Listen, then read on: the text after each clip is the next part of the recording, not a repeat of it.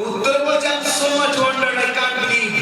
I came here again and again, but I haven't seen such a circumstance in England itself.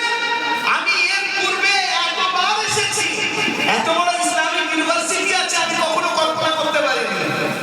সে ইংরেজ তখন মুচকে হাসছে আর বলছে তুমি কি মনে করছো এটা ইসলামিক ইউনিভার্সিটি?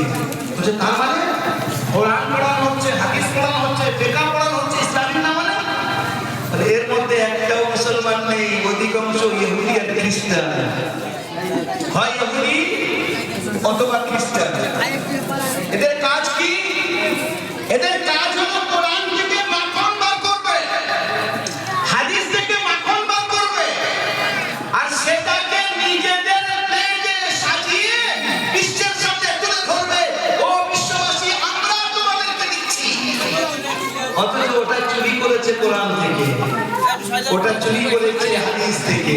কদিন আগে আমরা তিরমিজি শরীফে একটা হাদিস পড়ছিলাম। একজন সাহাবী নবী করিম সাল্লাল্লাহু আলাইহি